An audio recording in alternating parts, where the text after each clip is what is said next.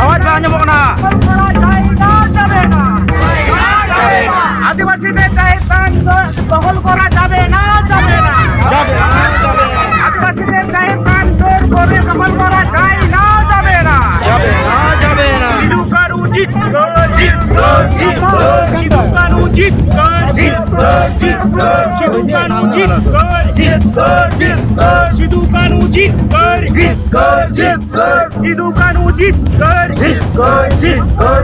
জমি মাফিয়াদের হাত ভেঙে দাও। এবং বোলপুর সংলগ্ন এলাকার বিভিন্ন এলাকার মানুষজন আজকে সমবেত হয়েছি।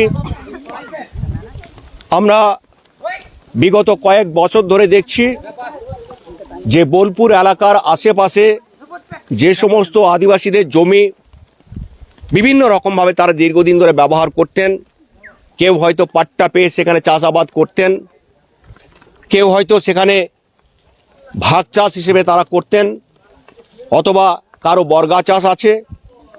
শুধু তাই নয়, বিভিন্ন এলাকায় আদিবাসী যেহেতু এখানকার আদিম মানুষ অনেক পুরনো দিন থেকে, সব থেকে পুরনো দিনের বাসিন্দা, সেই সমস্ত জমি তারা কখনো জাহের স্থান হিসেবে, পবিত্র ধর্মীয় জাহের স্থান হিসেবে তারা ব্যবহার করে এসছেন আজ অবধি। তার সাথে সাথে বেশ কিছু জমি তারা পবিত্র শ্মশান ভূমি হিসেবে ব্যবহার করে আসছেন।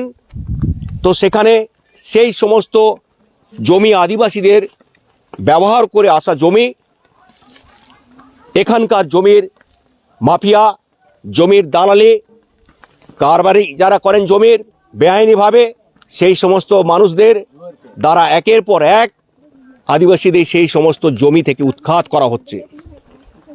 আমরা জানি সবুজপত্র, সেখানেও আপনারা দেখবেন 37 জনের পাট্টা দেওয়া ছিল 1993 সালে আন্দোলনের জন্য। আন্দোলনের মাধ্যমে সেই জমি কিন্তু আবার ভেস্টেড ঘোষণা হয়েছিল, কিন্তু আমাদের সেখানকার জমিও কিন্তু এখন অবধি সেখানকার মানুষ লড়াইয়ের পরেও সেখানে কিন্তু ফেরত পাননি। ডিএম সাহেব যিনি আগে ছিলেন, এর আগে তিনি কথা দিয়েছিলেন সেখানকার সবুজপত্রের যারা জমি হারা তাদের অন্যত্র জমি, সমপরিমাণ জমি তাদেরকে দেখিয়ে দেবেন। তো শুধু ওটা একটা উদাহরণ। এইরকম একের পর এক আমরা দেখছি আদিবাসীদের জমি বিভিন্ন জায়গায় এরকমভাবে জোরপূর্বক দখল করে নেওয়া হচ্ছে। এখানে আজকে আমরা যেখানে এসেছি, এই বল্লভপুর মৌজায়, এখানে কেলেডাঙ্গা আদিবাসী গ্রামের দুটো জায়গা, এই 3-4টে গ্রামের মানুষ একটা জায়গা প্রায় এখানে 2-2.5 বিঘে জমি পবিত্র শ্মশান ভূমি হিসেবে তারা ব্যবহার করে এসেছেন দীর্ঘদিন ধরে, এবং এতগুলো গাছ লাগিয়েছেন। এই সমস্ত জমি তারা ব্যবহার করে এসেছেন পবিত্র শ্মশান ভূমি হিসেবে। পাশেই একটা 1.5 বিঘে মতো জমি, সেখানেও তারা পবিত্র ধর্মীয় জাহের স্থান হিসেবে তারা ব্যবহার করে এসেছেন। সেই জমি দেখা যায় গত 15-20 দিন আগে রাতারাতি দালালরা এসে এনাদেরকে না জানিয়ে সেখানে তাদের লেবার নিয়ে এসে খুঁটি পোতা হয় এবং কাঁটা দা দিয়ে বেড়া দেওয়া হয়। আজকে এখানে আমরা এসেছি, এলাকার সমস্ত মানুষ, 2টি গ্রামের মানুষ তো আছেনই, তার সাথে সাথে আমাদের আদিবাসী জীবন জীবিকা ভূমি রক্ষা কমিটিও আছেন এবং পার্শ্ববর্তী এলাকার বিভিন্ন মানুষ সেখানে আছেন।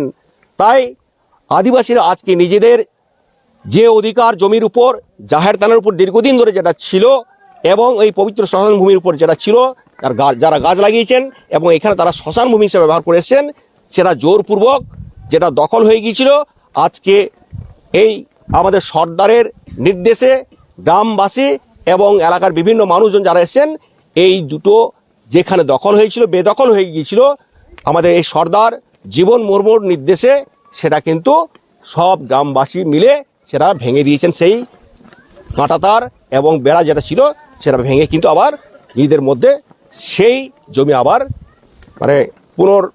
তারা অধিকার করে নিয়েছেন পুনরায়।